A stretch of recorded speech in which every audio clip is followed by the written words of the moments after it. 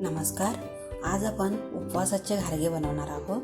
त्यासाठी इथे 2 रताळे घेतलेले आहेत आणि ते रताळे स्वच्छ धुवून घेतलेत. त्याच्यावरची साल काढून घेऊ. हे असं स्वच्छ साल काढून घ्यायचं आहे.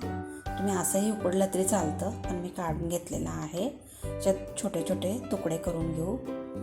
आता हे तुकडे एका कुकरच्या भांड्यामध्ये घालायचं आहे. तुम्ही असं डायरेक्ट कुकरमध्ये घातलं तरी चालतं पाणी घालून, पण त्यात पीठ जास्त बसतं. हे बघा, ह्या भांड्यामध्ये मी फोड्या घातलेल्या आहेत रताळ्याच्या. कुकरमध्ये पाणी ठेवलेलं आहे, त्याच्यामध्ये हे भांडं ठेवायचं आहे आणि 3 ते 4 शिट्ट्या करून घेऊ. इथे बघा, 1 वाटी वरीचे तांदूळ, 1 वाटी शाबू आणि 1 वाटी गूळ घेतलेला आहे. पाव चमचा जायफळ पूड घेतलेला आहे. आणि आता हे पीठ करून घ्यायचं आहे. शाबू घालू, वरीचे तांदूळ. शाबू थोडंसं मी गरम करून घेतलेलं आहे, म्हणजे पीठ पटकन बारीक होतं. इथे बघा, एकदम बारीक असं पीठ मी करून घेतलेलं आहे. हे तुम्ही चाळून पण घेऊ शकता. इथे मी चाळलेलं नाही आहे. इथे बघा, रताळे छान असं शिजलेले आहेत. आता हे रताळे मॅश करून घ्यायचं आहे. एका मॅशरनं मॅश करून घेऊ. हे गरम आहे तोपर्यंतच मॅश करून घ्यायचं आहे, म्हणजे पटकन असं बारीक होतं. इथे बघा, छान असं सगळं बारीक झालेलं आहे. आता ह्याच्यामध्ये गूळ घालू. इथे मी 1 वाटी गूळ घेतलेला आहे. तुम्ही कमी जास्त करू शकता. जायफळ पूड घालू आणि आता हे गॅसवर ठेवून 1-2 मिनटं गूळ विरघळून घ्यायचं आहे. इथे बघा, गॅस बंद केलेला आहे.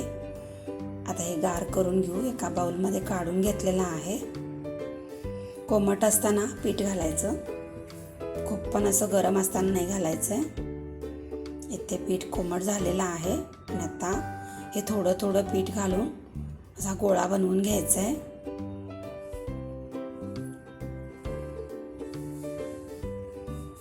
इथे बघा, ह्याच्यामध्ये अजून थोडं पीठ बसतं.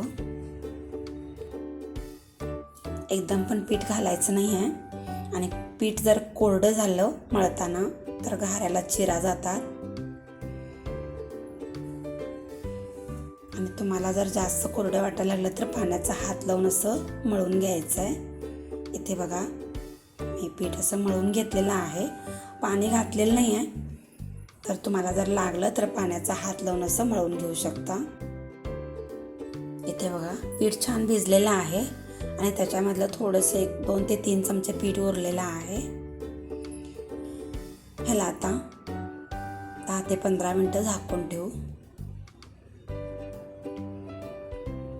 इथे 10 मिनटं झालेलं आहे. पीठ पण छान असं भिजलं आहे. थोडंसं हाताला तेल लावायचं आहे आणि परत एकदा मळून घेऊ, म्हणजे पीठ असं चिकट आणि मऊ पडतं. आता याचे छोटे छोटे गोळे घेऊन घाऱ्या बनवून घेऊ. हे तुम्ही असं हातावर पण थापून घेऊ शकता. असं छोटे छोटे गोळे घेऊन हातावर थापून तळून घेऊ शकता.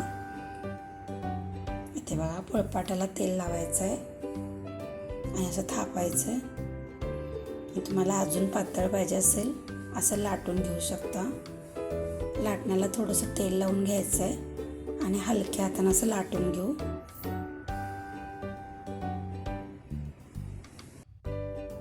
हे असं पुरी लाटून तयार आहे. इथे बघा, आणि तुमचं पीठ जर कोरडं झालं असेल तर पुरीला चिरा जातात. म्हणून काय करायचं, असं पुरी लाटून घ्यायचं आहे. ह्याला चिरा गेला तर आपण एक वाटीनं त्याला आकार देऊ शकतो. इथे बघा, असा पुरी लाटून घ्यायचा आहे. माझं पीठ असं छान भिजलेलं आहे, त्यामुळे पुरीला चिरा गेलेला नाही आहे. हे बघा, वाटीच्या काठाला थोडंसं तेल लावायचं आणि असं पुरी कट करून घ्यायचं आहे.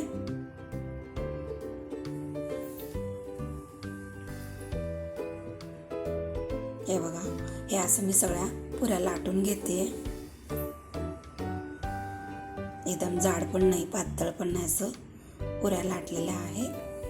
इथं तेल तापलेलं आहे. पुऱ्या तळून घेऊ.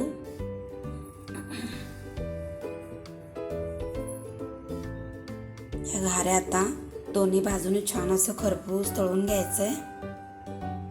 असं तेल सोडायचं म्हणजे घाऱ्या फुगतात.